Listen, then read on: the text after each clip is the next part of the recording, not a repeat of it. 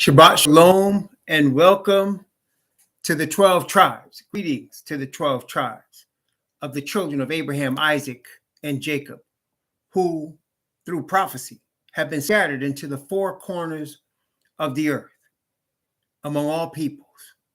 And greetings also among them to the 144,000 who the Most High is preparing for the final call upon the earth before this entire system of Babylon, the current world order, is destroyed. Greetings.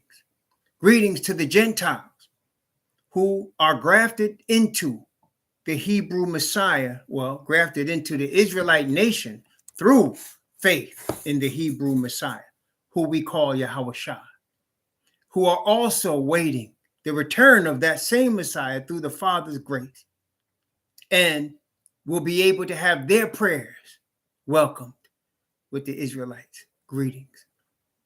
Blessings upon those that work in the healthcare field and those that are the first responders who every day are doing the work of trying to save lives. Blessings upon those that pick up garbage to keep streets, sidewalks, and highways clean, and those that make deliveries for our convenience.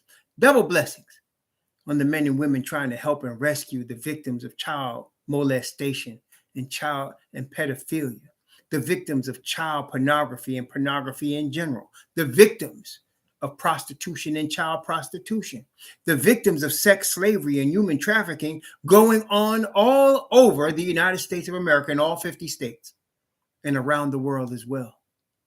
And double curses on the perverts, the perpetrators, the profiteers that traffic in this human misery on a daily basis. Finally, blessings upon the homeless, the men, the women, and especially the children who are growing up and living in the streets right now, and millions around the world in similar or worse conditions. Blessings upon them from the Most High, along with the victims previously mentioned, for theirs is the kingdom. Greetings to the chat, brothers and sisters that have come. Praise the Most High for all of you that have come. Chaplain Lewis, Naviska 23, Gary Joseph, brother, sister Bathama, Arkawakia, Yasha Ah, praise the Most High. Sister Wade, Yasha Yahu, Yisrael, Yaakov ben Israel, maturity approach, Azariah. All of you, praise the Most High, Yah. Sister Junior, praise the Most High, Yah, for all of y'all. May the Most High bless you and keep you as we're now getting ready to get into, and also praise and thanks and blessings and greetings to those who are also in Power Talk, listening to us in Power Talk. Sister from halfway across the world, over from where we are over in Malaysia. Praise the Most High for that and for those souls as well. So we have been studying the book of Revelation, and we have begun, we went into the sixth trumpet of the seven trumpets. And by way of review, let's just look at that very quickly. We studied it, and again, if you missed it, it's all good. That's why we're doing it on YouTube. I don't know how long we'll be permitted to do this on YouTube, but we are able to do it on YouTube, and because of that, you could always go back and you can review the videos. And the videos are on Raw Hebrew Remnant. That's the name of the YouTube channel. You can look it up. One side, the upload side, you'll see basketball. But on the live side, you'll see these Bible studies. And then, of course, there's playlists. And then, of course, Sister Isha, she hold down the website for us, rawhebrewremnant.org.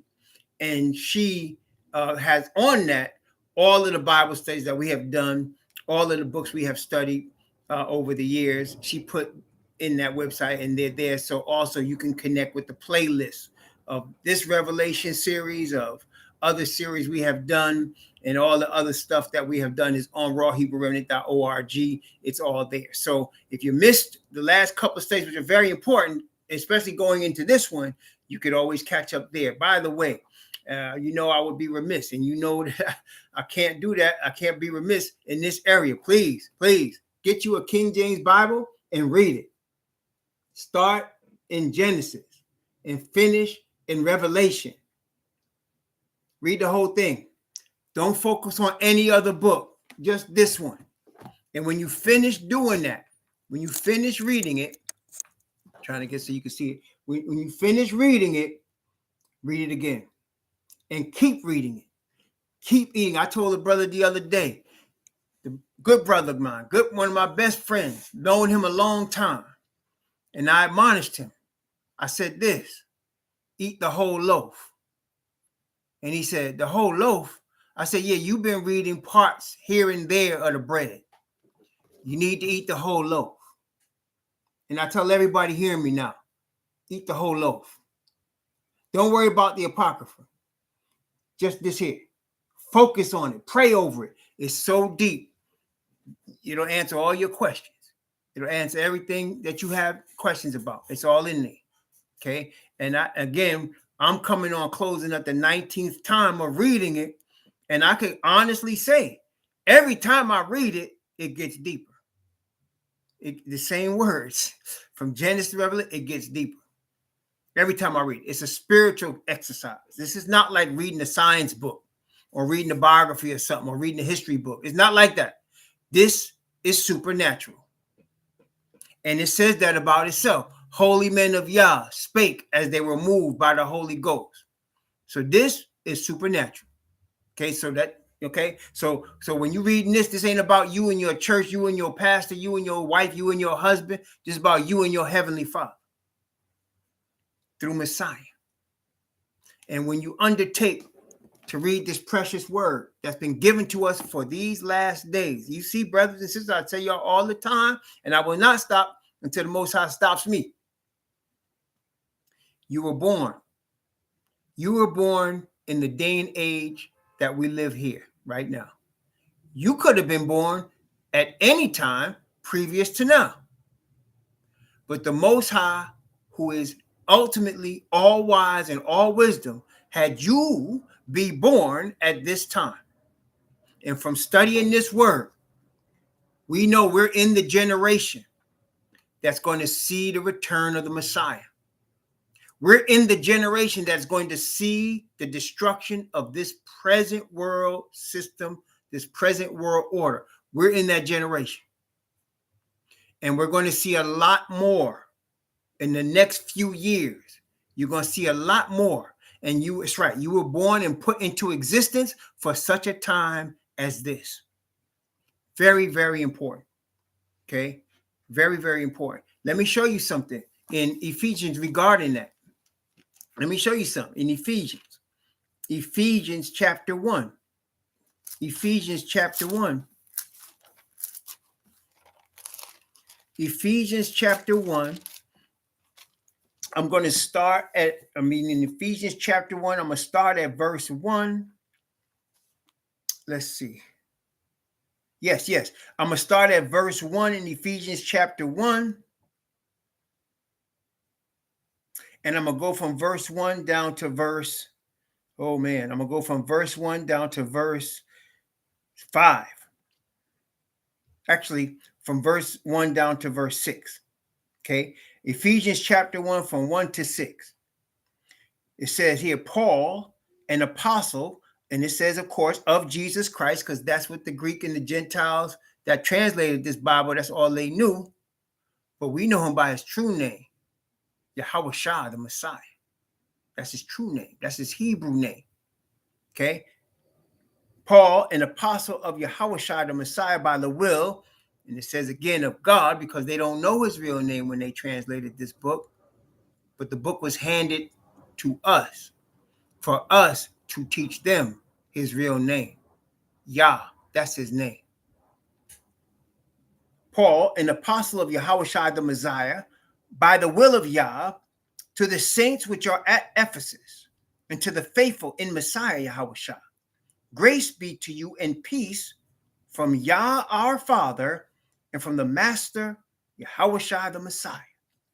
Blessed be Yah and Father of the Master Yahushua Messiah, who hath blessed us with all spiritual blessings in heavenly places in Messiah, according as he hath chosen us.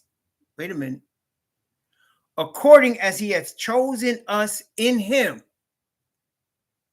before the foundation of the world, that we should be holy and without blame before him in love, having, here's a word, predestinated us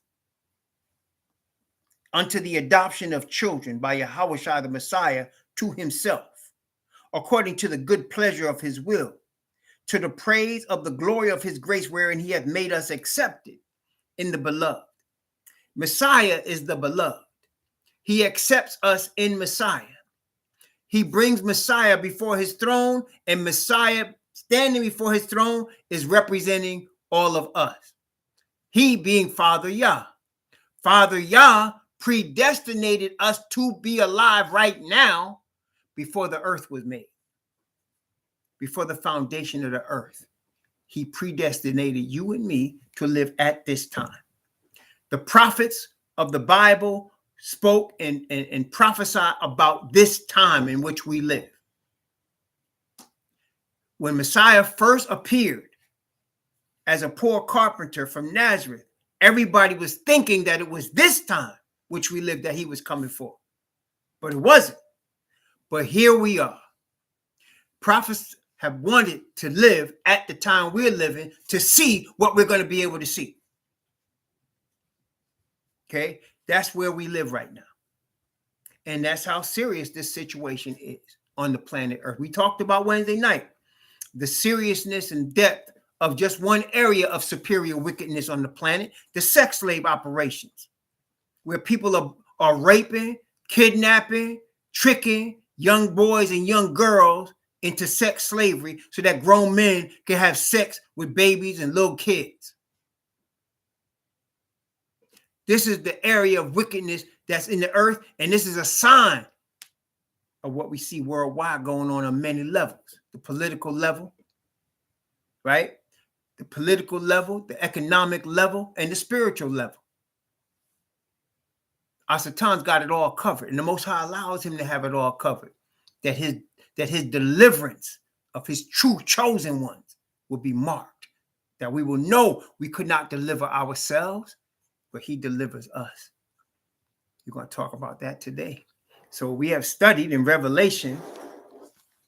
We started in the sixth trumpet, right? Here we are. This is Revelation chapter 9, where the sixth trumpet began. And let's talk about this again. We went through this before, and it's very important. So, because this is where we live. That's what I'm saying. The six is where we are. The 666 of Revelation 13, that's where we are. And all six churches, seals, trumpets represent where we are. The Bible is a book of numbers, as we have seen, as we studied it, haven't we? We've seen it's a book of numbers, right? We've seen it's a book of numbers. That's right. That's right. That's right. Akawakia. Praise the Most High. All right. Akawakia means awakened in the strength of Yah. Praise the Most High. Okay. So now, and we started in Revelation chapter 9. And we started in the sixth trumpet, and we started at verse 14. I'm not going to read all of it, but we saw verse 14 saying to the sixth angel, which had the trumpet, loose the four angels which are bound in the great river Euphrates. And the four angels were loose, which were prepared for an hour, a day, a month, and a year, for to slay the third part of men. And we added up that prophetic time, and it was 391 years and 2 weeks. And we saw that in May of 1453, 2 weeks after that, was the fall, the destruction of the Byzantine Empire. And then the next 391 years took us to 1844, where the Messiah was now going into the most holy place to finish the work for his people. We also saw, as we studied that there was a delay.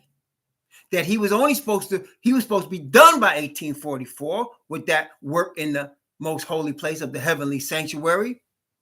That he started in 1843, and by 1849 he should have been back, but there was a delay. Why?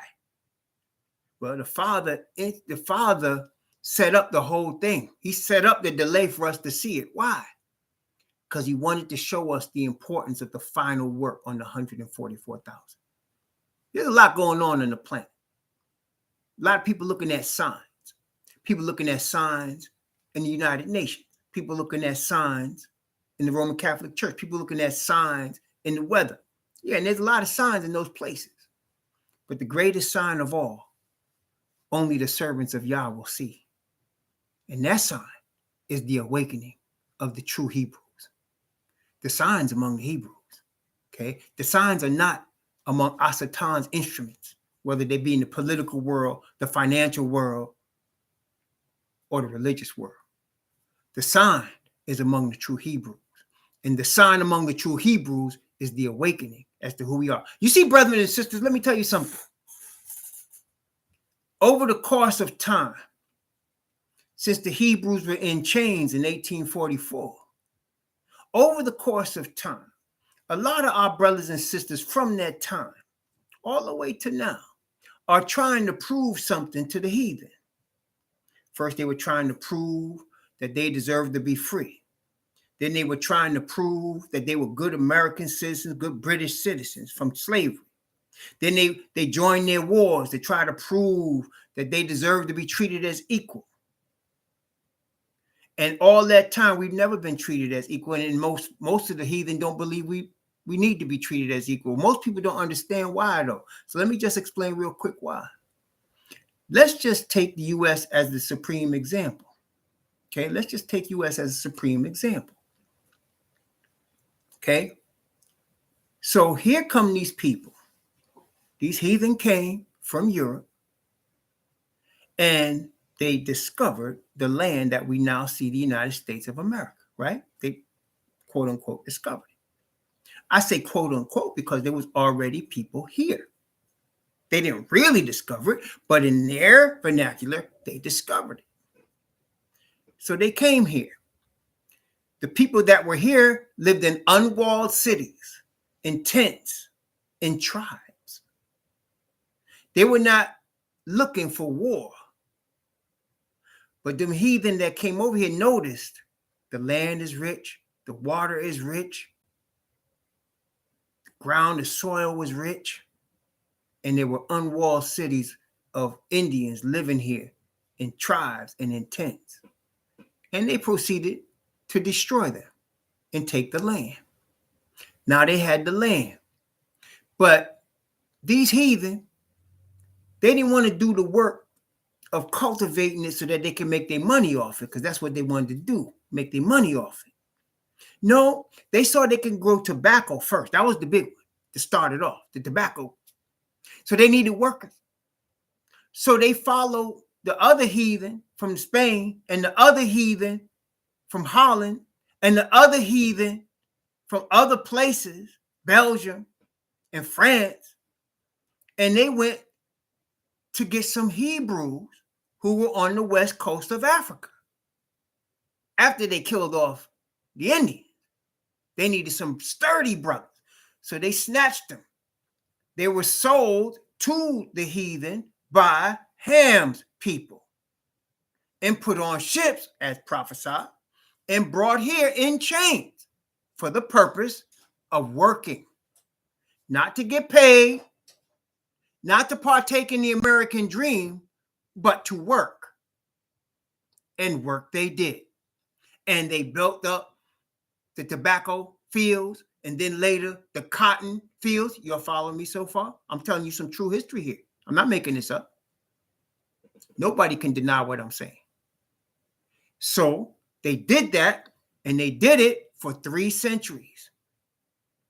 3 centuries. Okay? Until the wealth that was built up in this land that became known as the United States in the New World was tremendous, and millionaires and then later billionaires was getting paid. Then came this war, the Civil War.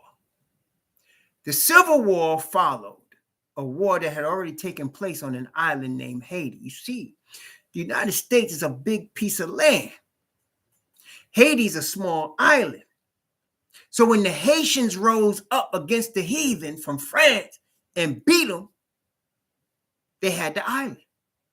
Same with the Jamaicans. The people in Jamaica what's now called Jamaica, after they killed the Indians and they brought the Hebrews from the west coast of Africa over there, some brothers, they were called Maroons, they took the machetes and did work and took over that island. So the heathen over here, they didn't want that. So they was like, no, we're not letting these people go because we didn't have no place to go because the color of your skin was the badge. If you was brown, they knew where you belong, in chains or in the field somewhere. Okay? So then these heathens started fighting each other over us. And there was a big bloody war. And some of us were able to break free of the chains, but the heathen didn't give up. They first let us rebuild the place. That's what reconstruction was, we helping them rebuild. And now they finished with us in the fields. They finished with us with the rebuilding. They don't need us no more. Now they try to wipe us out. They knew some of us, they sent back to the land. That's where you get Liberia. Some of us, they said, we send us back home. They sent them to Liberia. Of course, they exploited them over there too. But most of us was here for 3 centuries. We just wanted our piece of this pie. But you got to remember, you wasn't brought here to get a piece of this pie. You was brought here to work.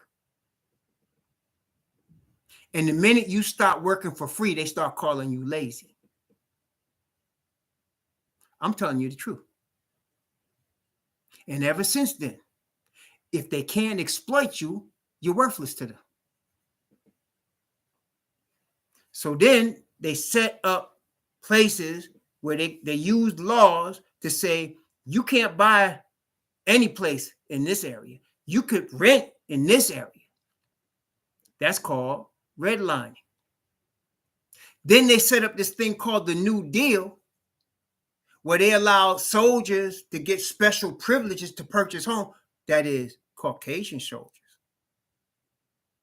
And they allow poor people to buy houses to create wealth, because most of the middle class that became middle class in the United States of America became middle class through ownership of houses. It wasn't through earning money. It was ownership in real estate, buying the real estate, holding it, then selling it, getting better real estate.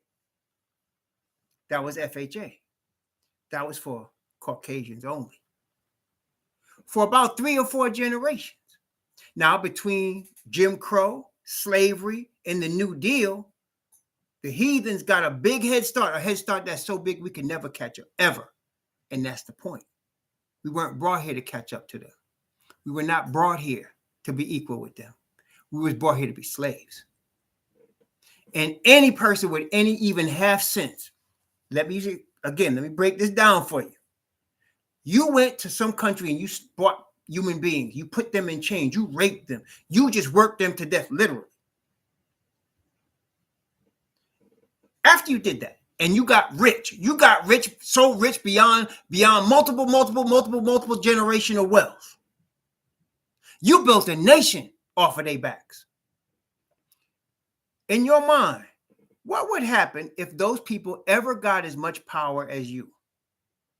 After what you did, and after you built your wealth, if those people ever got as much power as you, what would you think going to happen? You think they just want to live in harmony with you? Would you? See, that's what the heathen, they don't want you to think like that.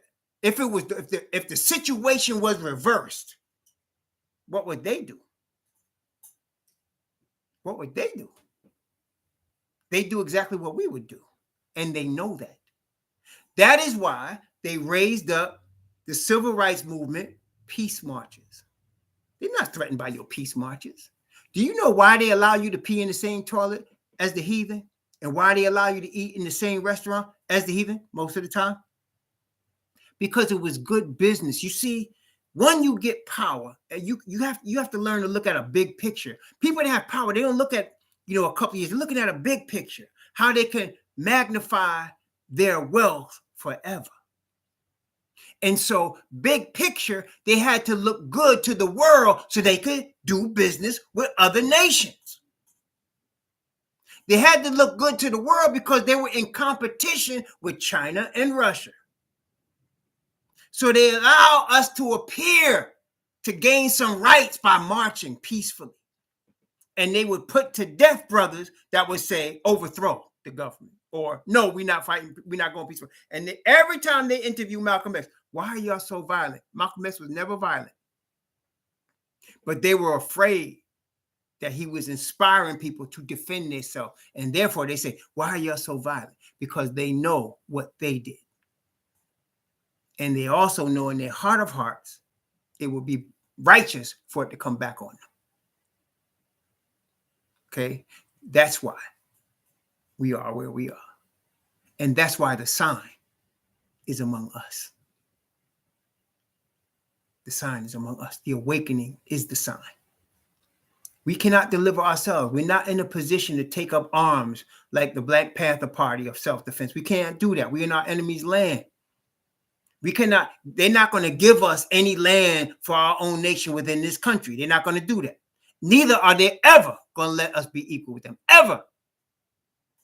The only people that you ever find, okay, that will be not equal but brought up high among them are either A, they're entertainers, because entertainers play a role, sing, dance, bounce a basketball, run a football, jump high, entertainers, box, they'll make money, okay?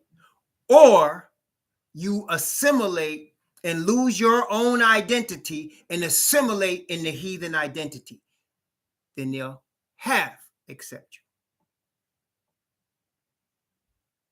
Okay? If you want your own identity, and that's why the awakening is the sign, because now we are awakening to our true identity, who we really are. We're not Americans. We're not Britons. We're not Jamaicans or Puerto Ricans or Dominicans or Haitians. We Hebrews. We don't come from the west coast of Africa. That's why, and I'm telling you, a lot of brothers are going back to Africa and being disappointed. They're disappointed. Why? Because they thought the Africans would just accept them as brothers and sisters. Nah. Because the history is we ran into that land from our land. And they sold us out of that land to these heathens. I'm not saying we should hate them. I'm just telling you why you're not comfortable when you go there. Brothers try to be comfortable, and I guess it's better than here since there's no heathens that's attacking you because they want your dollars. But it ain't like they treating you like your blood brothers, your long lost brothers and relatives. They're not doing that because you're not one of them. You don't come from there. You're not African. You're a Hebrew from Eber. Okay, now there's some on the continent of Africa. There's some of them there, but they're not compared to the hundreds of millions. That's not. They few in number comparatively speaking. Your Ebus, your Ethiopian ones, the Judah. There's some members. They're small though, very small compared to the hundreds and hundreds of millions, and even like 1 billion people on the continent. So more likely you won't find them. They're hidden. Okay, but that's why we would never be equal here. You would never be equal in Britain. They would never allow Jamaica or Puerto Rico unless they're taking it like they're doing right now. They're taking Puerto Rico. The heathen taking it and kicking the Puerto Ricans to the street. It's already happening over there right now. Okay, and so that's why the sign is among those that are the chosen ones who come out of slavery, who come out of that situation where you're being enslaved, you're being beaten down, you're being raped, you're the least among the heathen. Okay, that's why the sign's among us, as we are awakening as to who we really are and how we're really going to be delivered and how close it is to our deliverance. That's the sign, and that's why we know from what the word tells us, not that much longer. Okay, then we read in the 6th trumpet, chapter 10, remember? And we saw the similar imagery that you saw in Daniel chapter 12 with Messiah raising up his hands and telling us 3.5 years. Times and a half. 1,260 days. 42 months. And so that time period covers all types of things. One of it, we know, was the time from when the Roman Catholic Church was established in 508 AD. See, they try to tell you it starts at Peter, but you know that's a lie. Peter wasn't no Roman Catholic. Ain't no Roman Catholicism came out of Israel.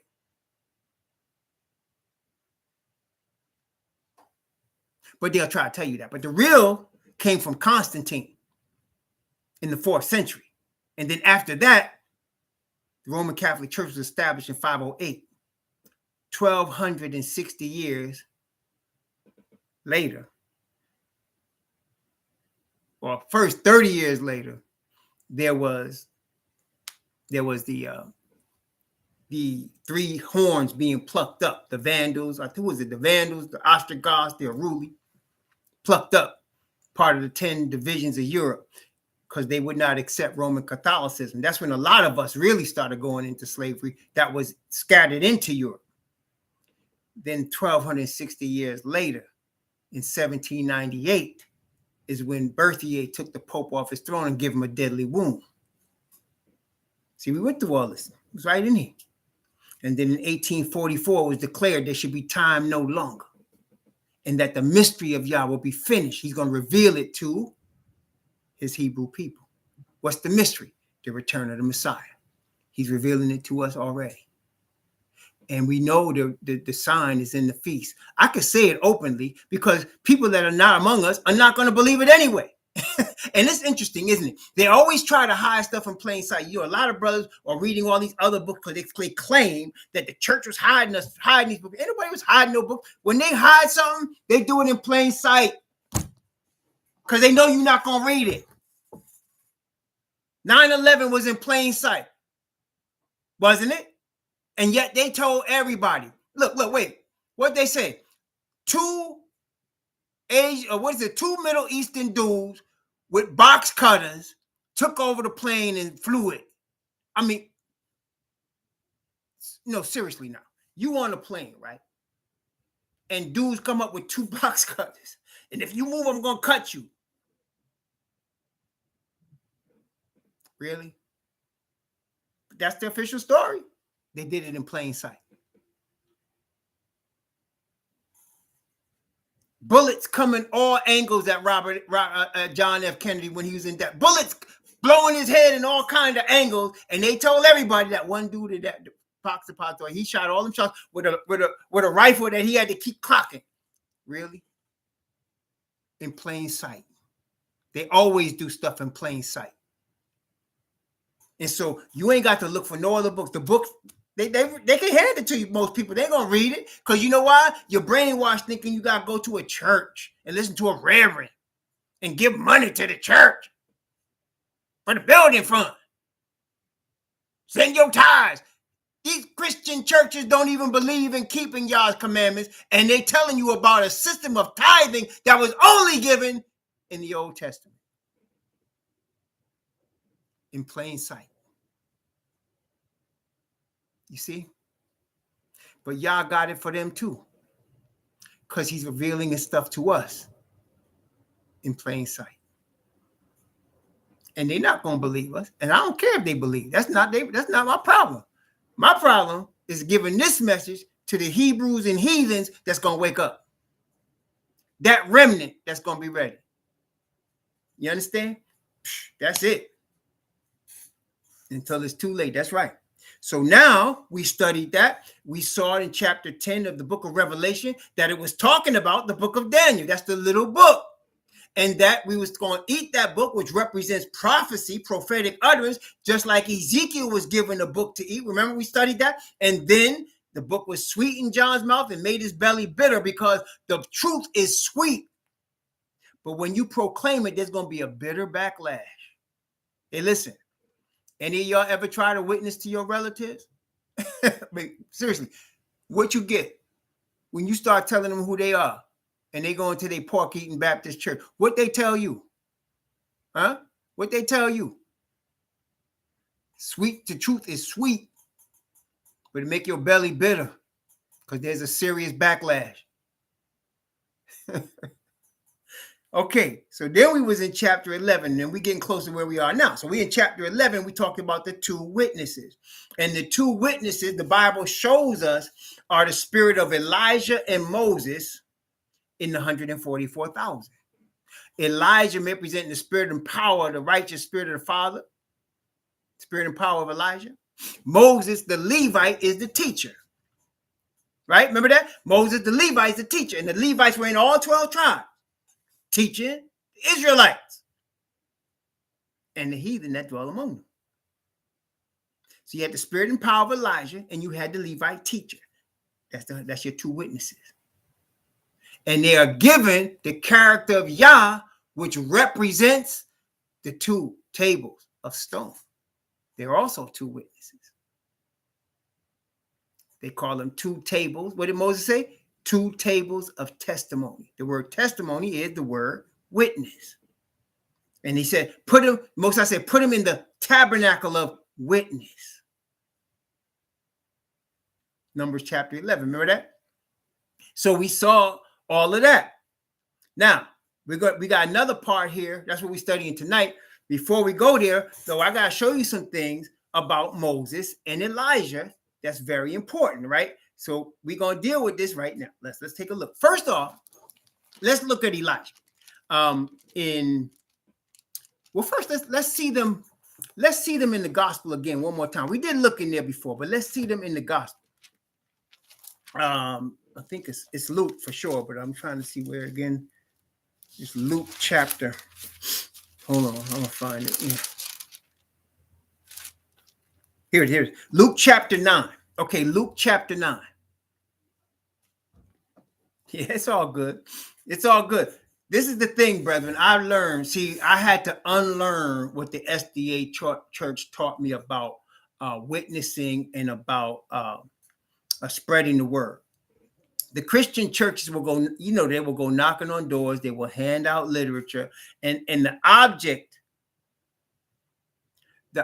is to get the person that receives the literature or talks to them people, whether they be, especially the Mormons, the Jehovah's Witnesses, and the SDAs, they want you to come to their church. Right? They don't say, come to your father, go to your father. No, because they got to make money from you. So they say, we want to invite you to church. Come visit us at the Kingdom Hall, or come visit us at the Mormon church, or come visit us on Sabbath. We want to invite you to church. Oh, they sound so nice. But they want to reach deep in your pocket. They want you to become a member so you can pay. Okay? And so I had to unlearn that method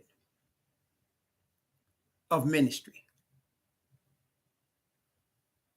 Now, there's going to come a time, it's coming soon, once we receive the power of the Father's spirit of perfect righteousness in the latter rain, as Joel talks about. He's going to cause us to open our mouth and speak wherever he calls us to open our mouth and speak, like he did with Ezekiel. He would say, speak. And Ezekiel, if you read Ezekiel, you will understand that his tongue cleaved to the roof of his mouth. He couldn't talk until the Spirit caused him to tell him to speak. He couldn't talk at all.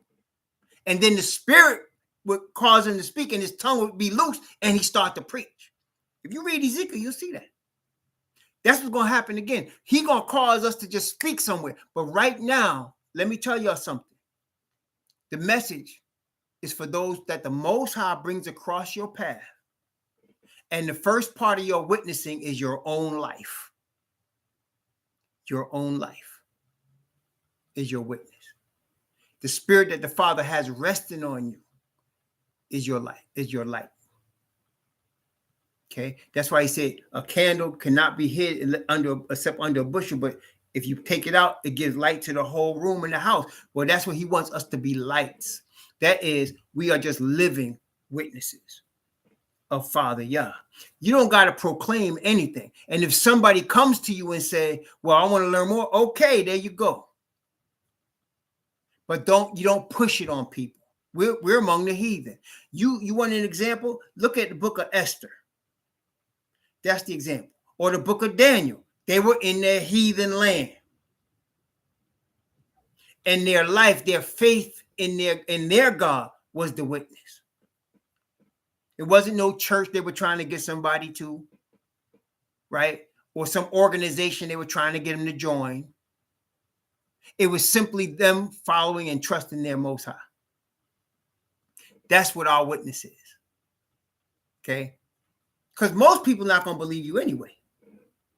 Now, as you start to teach, and the Most High will guide you, then you'll get people to come to it. But it's not like people are going to be breaking your doors down to come to this truth. That's why it's a remnant. But when we are now being prepared, you and I, we're being prepared to receive the ultimate gift of power from the Father. When he give us that, that's when the real witness starts. Okay? We're now being prepared in the quietness. For 3.5 years, Messiah prepared the disciples in the quietness. He took them aside. He talked to them. He was teaching them the word. You understand? And then when it was time, on the day of the early rain on Pentecost, they broke out. Right? And they started performing miracles. That's what's going to happen with us. But it's going to be even greater because instead of 12 or 120 in the upper room, it's 144,000. It's going to be all over the earth. Okay? Not just in Israel, not just in Jerusalem. It's going to be all over the earth. And it's going to be way power, big power. That's when we're being prepared for that now. Right now, we're in the Messiah's school. We're going through trial, tribulation. We got to trust him. He's giving us dreams. He's giving y'all dreams. He's showing y'all things. Now we are praying to him and reading the word and repenting. We're being prepared. And when it's time, he'll put the words that we ate of that loaf in our mouth, and he'll have it brought forth. Only for a while, though, 3.5 years, because as we're going to read soon, when they hear that, they're going to hate us. They're going to want to kill us, man. They're going to want to kill us. that's okay. But we're going to stand forth even under that because of the power of the Father's Spirit. Okay, now here in Luke chapter 9, I'm just saying what most of us know, but I can't assume everybody does. So let's look at it. Luke chapter 9. I'm gonna read verse 28 down to verse 31. Luke chapter 9, 28 to 31. And it came to pass about 8 days after these sayings, he took Peter and John and James and went up into a mountain to pray. And as he prayed, the fashion of his countenance was altered, and his raiment was white and glistering. And behold, there talked with him 2 men, which were Moses and Elijah, who appeared in glory and spake of his decease, which he should accomplish at Jerusalem. I've heard some people think that this was just a vision, that this didn't really happen. The Most High don't give you visions that don't really happen. He shows you things that really happen. And the Bible says here, these are 2 men. So these were Moses and Elijah in the flesh that came from the third heaven to give Messiah, he said, to talk with him about his decease, which he should accomplish at Jerusalem, to give him encouragement about what he was about to go through to become sin for the whole nation of Israel, to become the lamb sacrifice that the Most High showed Moses we should be making. But we now don't make it because we don't have a temple. We've been kicked off the land, and Messiah is the lamb. And this is the most important event at that time that ever took place, that Messiah should pay the penalty of the sins of his nation so that his people will receive perfect righteousness and their sins will be taken off of them. Okay? And that's what they were cool. But there was these 2 brothers, Moses and Elijah. Now, if you read, you know how Elijah got to the third heaven. And before Elijah, there was another man that went there as an example of what would happen later. Okay, first let's look at Genesis chapter 5. Genesis chapter 5. Genesis chapter 5. And this is the lineage of the chosen people. The lineage or the chosen souls among the families, because not all of their children were in the same faith, but these brothers are being listed because they passed on the faith of righteousness. Okay, let's go to Genesis chapter 5. Going to begin at verse 18. Jared, from verse 18 down to verse 24. And I would also admonish you, try to do a chart. I did this a few times. You do a chart from Adam, and you'll see how many years there was before the flood, and you'll see how many years there was until the end of Noah's life, and you'll see how old his children was and when they existed on the earth. Noah lived a long time after the flood. He lived a long time after the flood. He lived to be 950. He was 600 during the flood. So 350 years after the flood, he still lived. He lived as Sem's children were coming into existence. He lived past Eber, actually. Okay, when you actually look at it. Okay, but that's another thing. But let's start at Genesis chapter 5, beginning at verse 18. And Jared lived 162 years, and he begot Enoch. And Jared lived after he begot Enoch 800 years, and begot sons and daughters. And all the days of Jared were 962 years, and he died. And Enoch lived 65 years, and begot Methuselah. And Enoch walked with Yah after he begot Methuselah 300 years, and begot sons and daughters. And all the days of Enoch were 365 years. And Enoch walked with Yah, and he was not, for Yah took him. Now, we go to Hebrews to explain what that means. Hebrews, the second witness of this, it tells us what happened to Enoch. Hebrews chapter 11. Hebrews chapter 11. Now, by the way, I want you to notice, nobody in Adam's generations before the flood lived to be 1,000. They would come short of 1,000. No coincidence that we're going to live the first 1,000 years after the first resurrection, before the second resurrection. They never got to 1,000. Okay. Also, I want you to notice that the lifespans after the flood started shrinking. Why? Because Adam was the closest to the tree of life. The further generation you got from the tree of life, the less life they would have. And we, of course, are the farthest generation from the tree of life. Okay. So therefore, we can live 100, people think that's a lot. But in Adam's day, 100 was still a baby. That was still a child. Okay, but we old people when we're 100, if we get there. Okay, because we're the farthest from the tree of life. Adam was right. He had eaten of it, and then that strength was continuing. Y'all see that? So now, in Hebrews chapter 11, beginning at verse 5. Hebrews chapter 11, beginning in verse 5. No, it's a literal 1,000 years. It seems the Bible is saying 1,000 years is as one day, because it's just the beginning of eternity. So when you live in eternity, 1,000 years is just the beginning.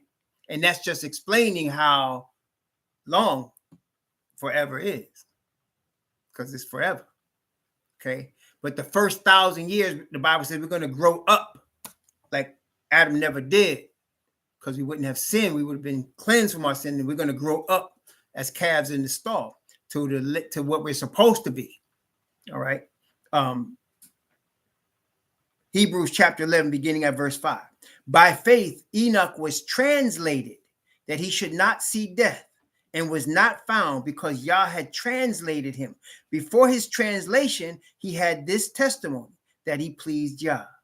But without faith, it is impossible to please him. For he that cometh to Yah must believe that he is, and that he is the rewarder of them that diligently seek him. So Enoch was translated that he did not see death at age 365. He was taken. And then you get to Elijah. That'd be First Kings. No, I'm sorry. I think it's 2 Kings chapter 5. Let's get there. 2 Kings chapter 5.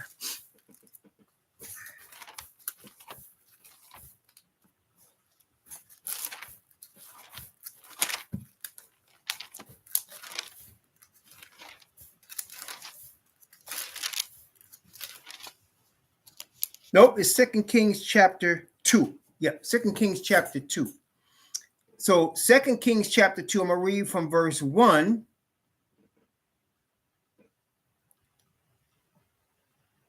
down to verse 4 to start us off. And then we'll skip down.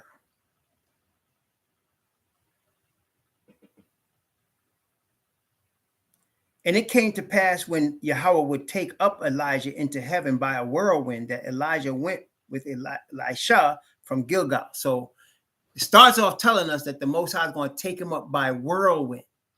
Whirlwind, if you look it up, is like a hurricane. Like a hurricane. And it destroys the heathen and saves the righteous. Isn't that amazing? So the same storm destroys the heathen, but saves the righteous. The whirlwind. Okay. And Elijah said unto Elijah said unto Elisha, tarry here, I pray thee, for Yahweh has sent me to Bethel. And Elisha said unto him, as Yahweh liveth, as thy soul liveth, I will not leave thee. So they went down to Bethel. And the sons of the prophets that were at Bethel came forth to Elisha and said unto him, knowest thou that Yahweh will take away thy master from thy head today? And he said, yeah, I know it. Hold your peace. So the Spirit had revealed to certain of the Israelites that Elijah was going to be taken into the heaven. Okay. So they all knew that it was coming. The Spirit had revealed it to them. And that's why he did not want to leave him. He wanted to stay with him all day until it happened. Right. So he did. Let's skip down to verse 6. And Elijah said unto him, tarry, I pray thee here, for Yahweh has sent me to Jordan. And he said, as Yahweh liveth, and as thy soul liveth, I will not leave thee. And they two went on. So he kept trying to get him to stay, and he won't. He said, no, I'm sticking with you, brother. I'm staying right here. So he came with him to Jordan. Okay. Now, let's start at verse 7 and go from verse 7. From verse 7 down to verse 11. And 50 men of the sons of the prophets went and stood to view afar off, and they too stood by Jordan. And Elijah took his mantle and wrapped it together and smote the waters, and they were divided hither and thither, so that they too went over on dry ground. And it came to pass when they were gone over, that Elijah said unto Elisha, ask what I shall do for thee, before I be taken away from thee. And Elisha said, I pray thee, let a double portion of thy spirit be upon me. And he said, thou hast asked a hard thing. Nevertheless, if thou see me when I am taken from thee, it shall be so unto thee. But if not, it shall not be so.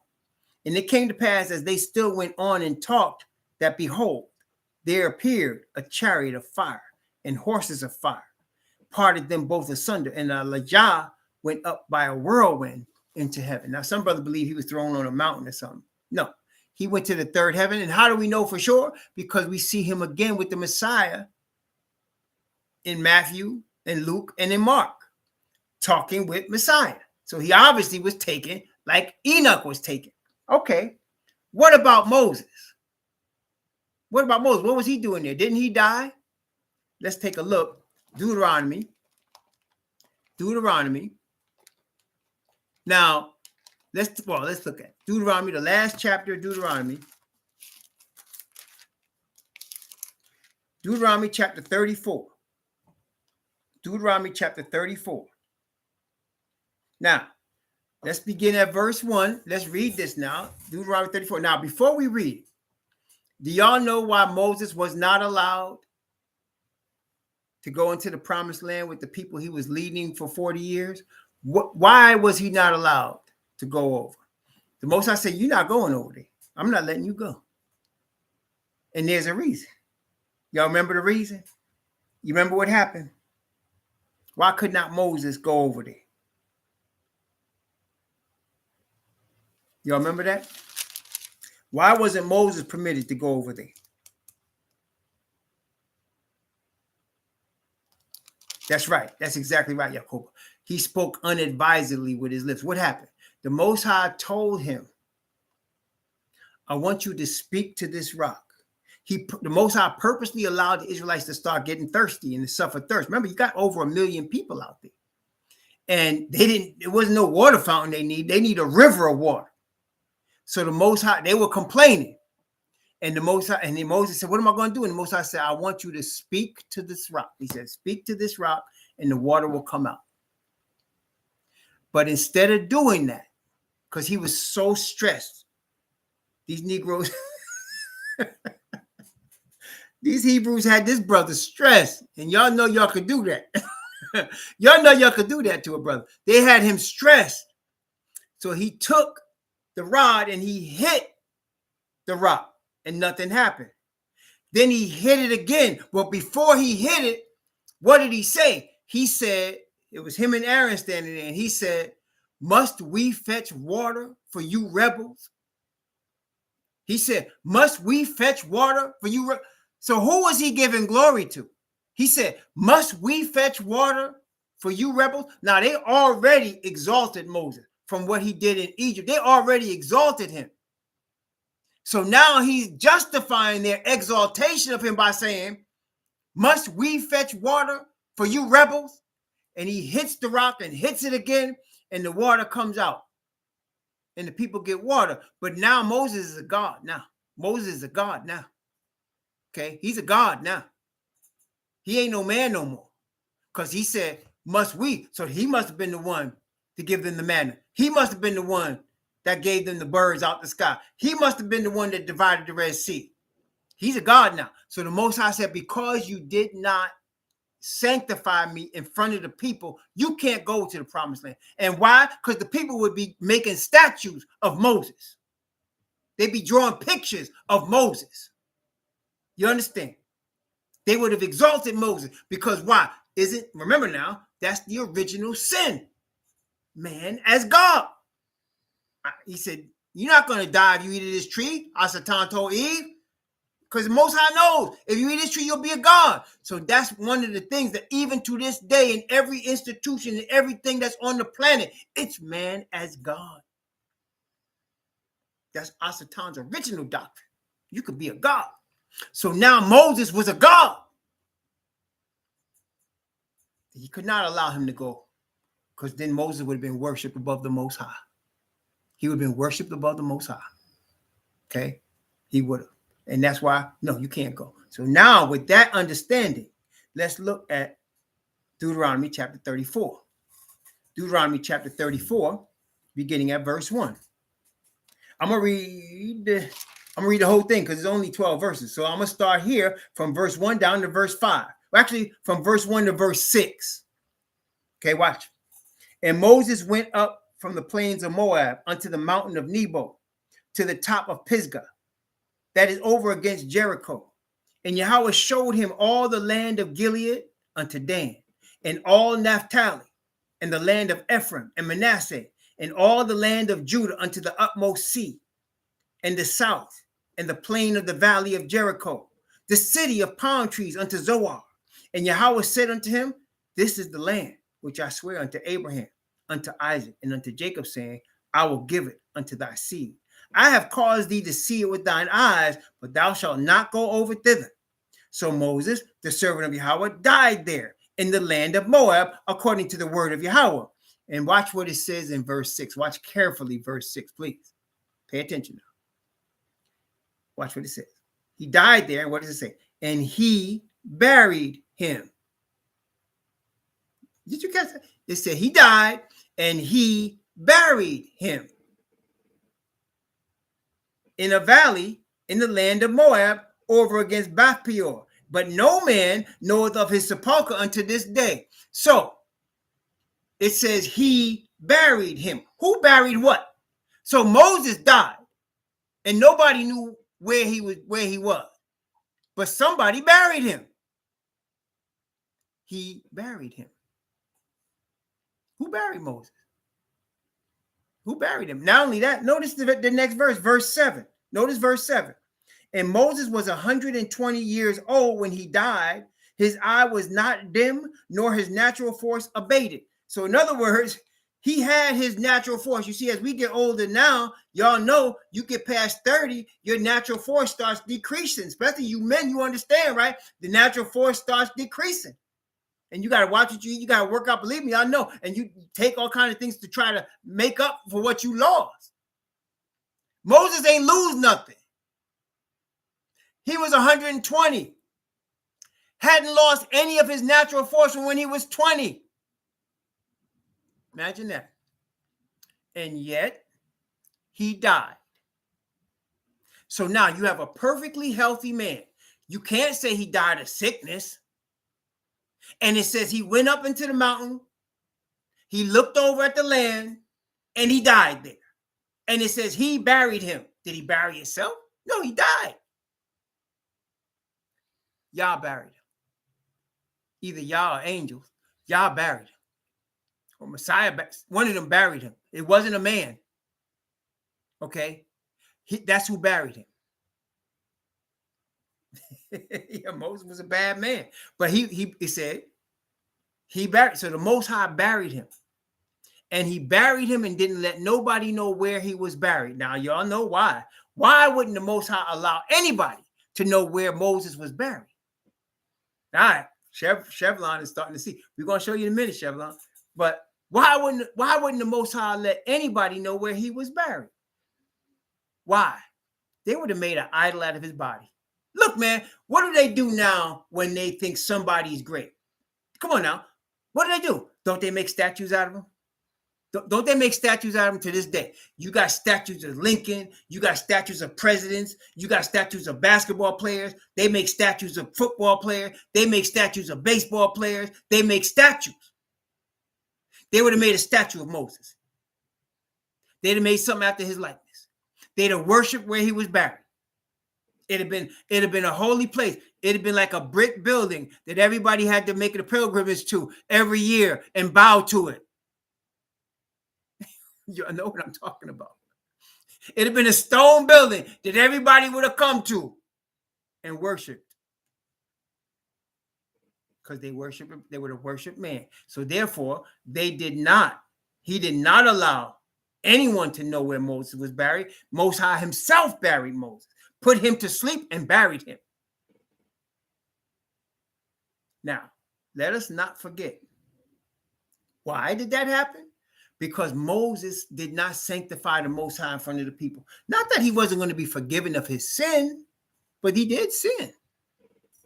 Look, I want y'all to understand something, man. The Most High holds the teacher of his word higher accountability than anybody. The only people that have high accountability, like the teachers of his word, are the people that were kings in Israel. People in leadership as kings have high accountability, like David. High accountability. He holds us to a higher standard.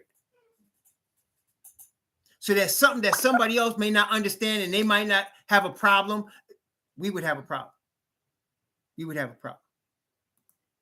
That's why I be asking y'all to pray for me. It's not like some of y'all can sneak with, if your brothers, y'all can sneak with some woman somewhere and have sex with her and your wife don't know. And your wife might never know. If I did it, the whole world would know.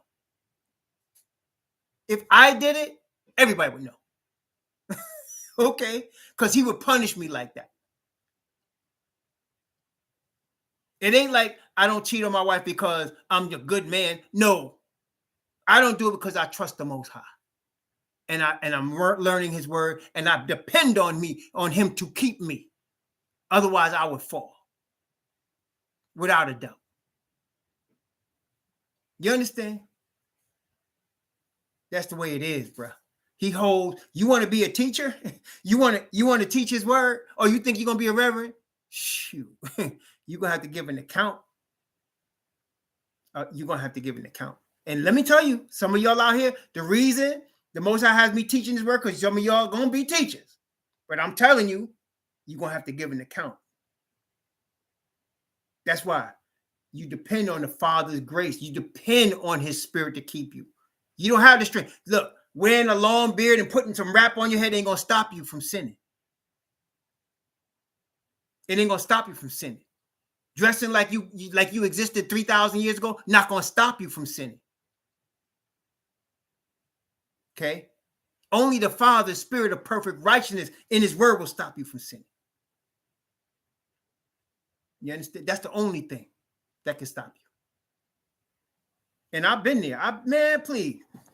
I've been tempted many times. My wife knows it, and she has learned to trust the Most High. If it was just me, man, I'd have been married and divorced multiple times already.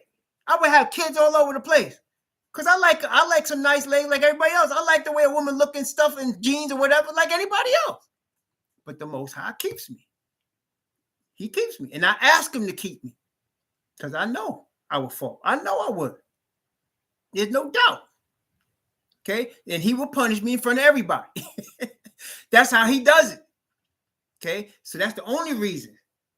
That's why I told my wife plain. I said, you know what? If I was going to have another woman, I would just tell you I'm going to have another woman. And that be it. Because ain't no use in me lying to you about it. It's going to come back on to you anyway.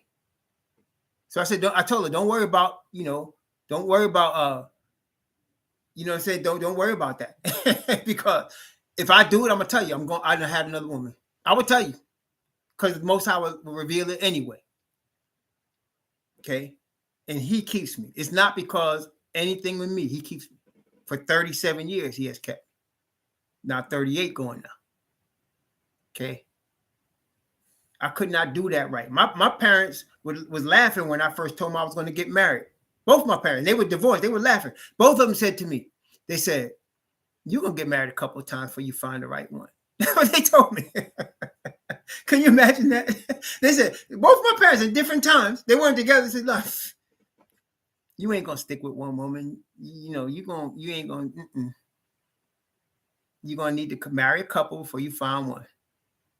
And if it wasn't for the Most High, they would have been right. If it wasn't for him. So he holds the teacher of his word, the Levites, to a higher standard. That's why Moses could not go in. But that doesn't mean he's eternally punished. Repentance belongs to him too. Okay? And obviously he repented. And the Most High did not allow them to see, where he was buried. Why? Let's go to the book of Jude. The book of Jude is right before. It's a one page, if you want to call it a book. It's really an epistle. It's one pager. It's right there before Revelation, Jude. Okay, now watch this. Jude is no chapter, just one pager.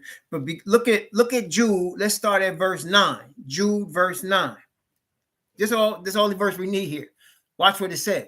Jude, verse 9. Watch. Yet Michael, the archangel. You remember we saw Michael before in Daniel chapter 12. The great prince was standing for the children of thy people, the children of Daniel's people. Remember that?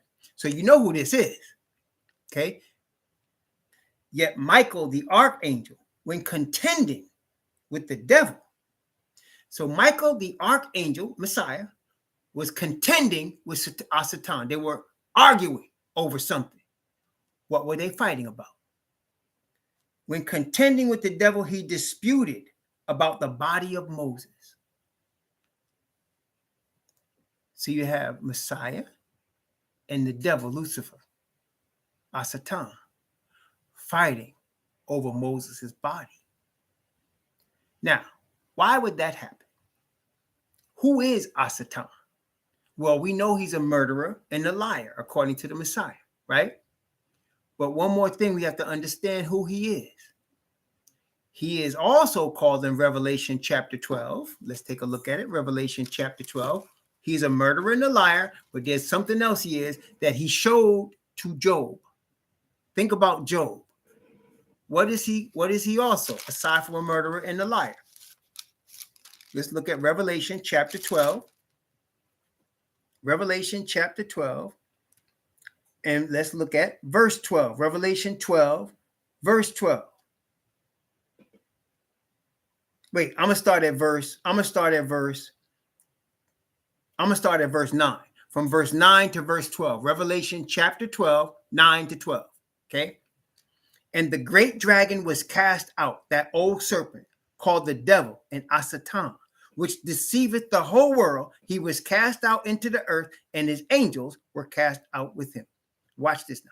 And I heard a loud voice saying in heaven, now is come salvation and strength and kingdom of our Most High and the power of his Messiah. For the accuser of our brethren, He's also the accuser. He's a liar, he's a murderer, and he's the accuser of the brethren. The accuser of our brethren is cast down, which accused them before our Most High day and night. So he accused us before the Father, saying we don't deserve salvation. We don't deserve. And that's why y'all would notice yourself. How do you notice? Why do I say that? When you repent of your sin, does not somebody come along to remind you of what you used to be and what you used to do? Doesn't that happen? Somebody come along and say, man, please, you know you want to get high with me. Come on, baby. You know we used to do that. You still a crackhead, right? Or some woman come to you and say, you remember what we used to do? You know you want to do that. You remember what we used to do? And he comes to your mind. Man, I want a cigarette. That's him talking to you. You have overcome the cigarette. You have overcome all of the things that were holding you before. All of a sudden, here comes this voice. And you think it's you. It say, man, I want a cigarette. Man, what I would do with this woman right here. And you think that's your thought. That's not your thought. That's the accuser of the brethren. Using his voice in your mind. He's allowed to do that. He's allowed to do that. Why? Because you must be able to stand by faith on the word of the Most High. When he says he forgive you, when he says you have overcome, you have to be able to stand by faith on that word. That's why I say read the word and then read it again and pray over it and believe the word. Don't let nobody shake you off the word of the Most High. That's going to be your defense in those times when he's whispering in your ear saying, Dad, what would I do with that? Oh, man, I want to drink. Man, I want a cigarette. Remember who that is. That's not good. Look, with the Most High tell you he's cleansing you for you to start thinking those thoughts again. It's not you. That's your enemy. That's the spirit world. That's your enemy. And he's trying to get you to receive that. He's trying to get you to receive that word. Trying to get you to receive. I want to drink. Oh man, if I could just have a cigarette. Man, what would I do with that sister right there? He's trying to get you to receive that. Or if you're a sister, damn, I'm lonely. He's not in my faith, but man, he's nice. That's your enemy. He's doing that talking. And he's doing it in your mind. He's allowed to whisper to us, He's allowed to do that. That's why I said he's the accuser of the brethren. Remember what happened with Job? He went to the Most High and said, did Job serve you for nothing? You know very well, you take away his wealth, he'll curse you to your face. You know very well, you take away his health, he'll curse you to your face. You take away everything he had. You put a hedge about, take away the hedge, he'll curse you to your face. That was the accuser. You understand now? That's the accuser. So now, let's go back to Jude. So you're in Jude now, and Michael is coming to get his body. Michael's coming to resurrect him. Messiah said, I'm the resurrector and the life. No man comes unto the Father but by me. That's why Messiah came to resurrect him, because no man, Messiah, even Moses wasn't going to get to the Father except Messiah bring him. And there's Asatan. You can't take him. He sinned against the Father. He's trying to be a God. He's like me. He's trying to be a God. He received my doctrine. No, you can't take him. They were disputing about Moses' body. Okay? They were disputing about Moses' body. Okay? Back to Jude. Notice what happened. Verse 9. Yet Michael the archangel, when contending with the devil, he disputed about the body of Moses, durst not bring against him a railing accusation, but said, Yahweh rebuke you. See, Messiah didn't spend time arguing with the devil. Neither should we. He just said, Yahweh, his father, my father, rebuke you. Done. Done. That argument is over. You never try to argue with the devil. You'll lose. Don't argue with the accuser. Messiah didn't do it. He didn't do it. Don't argue with anybody. Okay? Y'all got that? So now we have Moses and Elijah. Elijah was translated. Moses was resurrected. Guess what? When Messiah returns, you're going to have some people, like some of us, translated. because we're alive, right? If we should live just a few more years, we will be here when Messiah returns. That's translation. Then some of our brethren were put to sleep already, put to rest. Some of our brethren, like our brother Malcolm, our brother Fred, our brother Cromwell Ture, and many brothers that don't have names, millions of them, and many of the heathen that want the truth, that put to rest in the graves and dust, they'll be resurrected like Moses was. And now Satan will have an accurate knowledge of every sin he's caused all of them commit, but he won't be able to stop it. Just like he couldn't stop Lazarus from being raised. Messiah said, Lazarus, come forth. Boom. He's going to say, all of us, come forth. There's Moses. Then Elijah. Y'all who are alive and remain caught up together with him to meet him in the clouds and ever be with him. Right? On the sea of glass. Well, that, brethren, everything I just told you is in Revelation chapter 11. We're going a little bit later tonight. Usually I'll be done by now. But I just want to start this part so we can know where we're starting from tomorrow. But now you understand Elijah and Moses, right? The two situations. Moses, the accuser, tried to stop him from being resurrected. Couldn't stop him because it was Father's will that he was resurrected. And then Elijah was taken by a whirlwind into the third heaven like Enoch was because he walked with Yah. Well, brethren, let me tell you something. Some of us going to walk with the Most High from now. As we're awakening, we walk with the Most High in the Spirit. Some of us, there's some brethren, and y'all know some as well as me. There's some people that are so steeped in the ignorance that was perpetrated on us, they just can't wake up.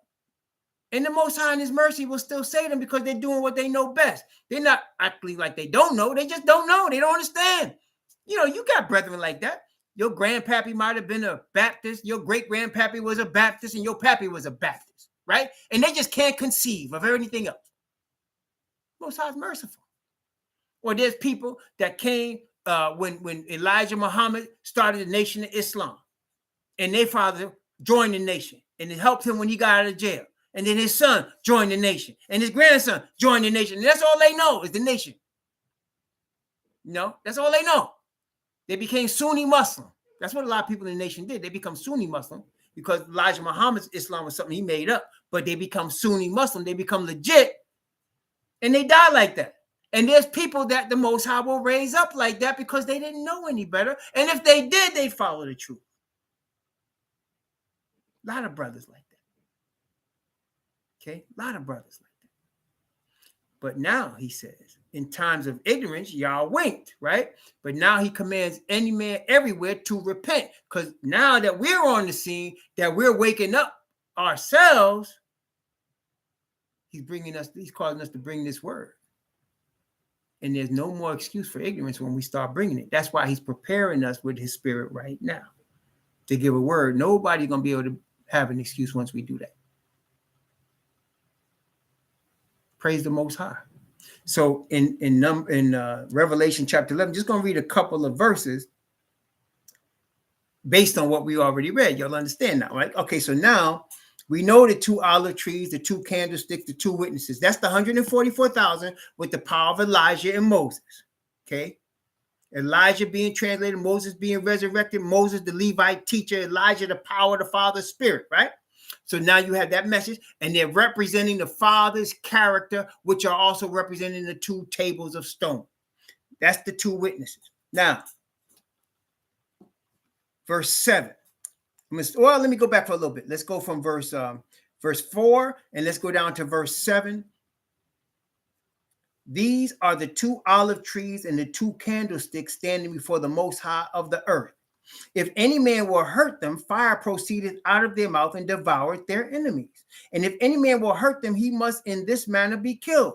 These have power to shut heaven, that it rain not in the days of their prophecy, and have power over waters to turn them to blood, to smite the earth with all plagues as often as they will. And when they shall have finished their testimony, the beast that ascended out of the bottomless pit shall make war against them and shall overcome them and kill them. We'll talk about that in a minute. And their dead bodies shall lie in the street of the great city, which is spiritually called Sodom in Egypt, where also our master was crucified. And let me explain that to you. Let's think about it. Messiah was crucified at Jerusalem, right?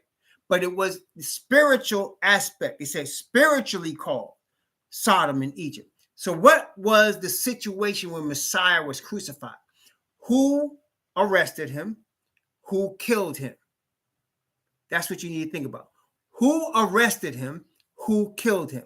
How was he arrested? How did it break down? Well, we know that Judas came to the religious leaders and said, I'll deliver him. I'll show you where he is. Right? And Judas was a trusted disciple. Then the religious leaders did what? They turned him over to the Romans. And the Romans put him to death. Right? So that's how it went down. So first, Judas betrays him to the religious leaders of his own people. His own people turn him over to the heathen, the Gentiles. The Gentiles put him to death. Now, let's think about it in our time.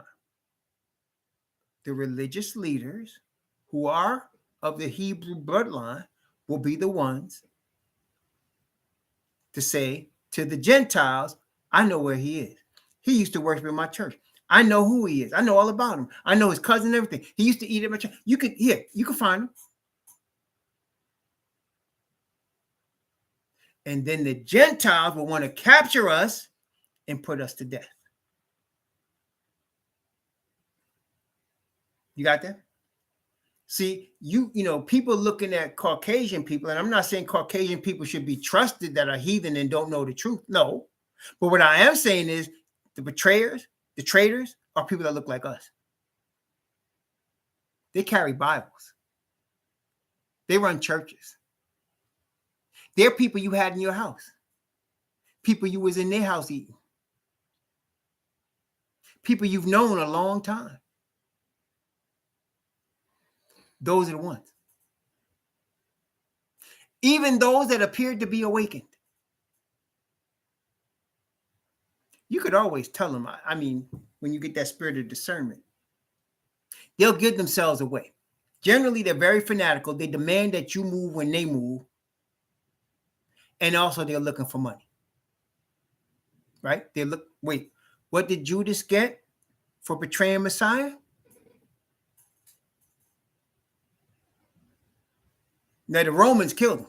So they turned him over. If you remember, they arrested him and they brought him to Pilate. And they didn't even go in Pilate's hall because they didn't want to be defiled because of the Passover. And they said to Pilate, he's a malefactor.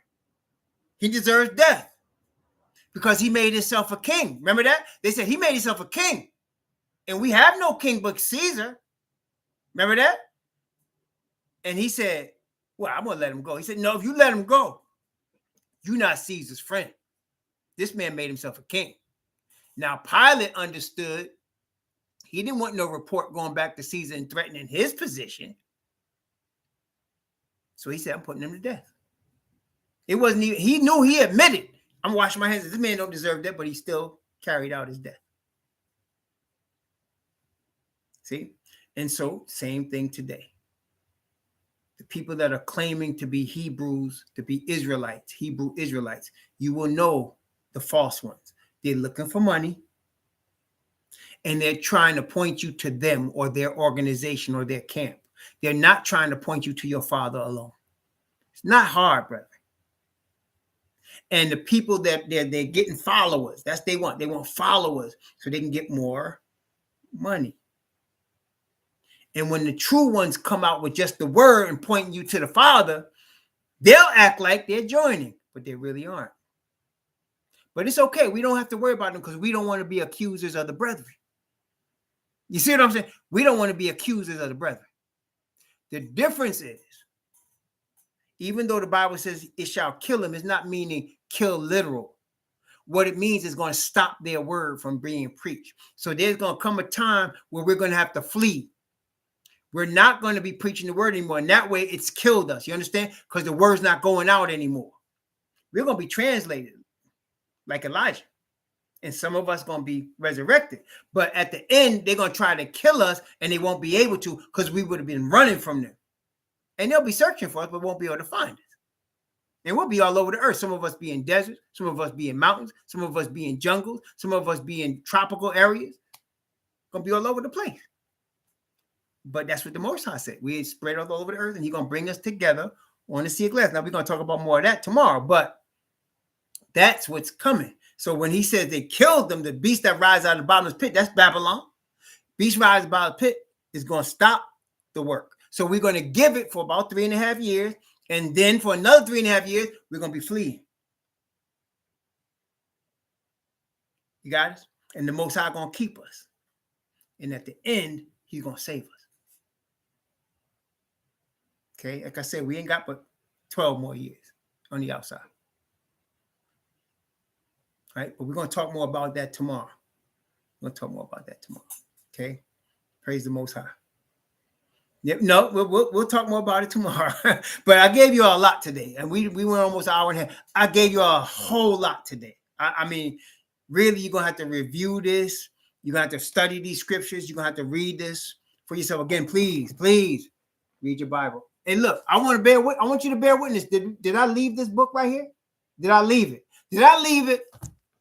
Or did we get everything from the book? Okay. Did I leave it? Or did we just stay with this book right here?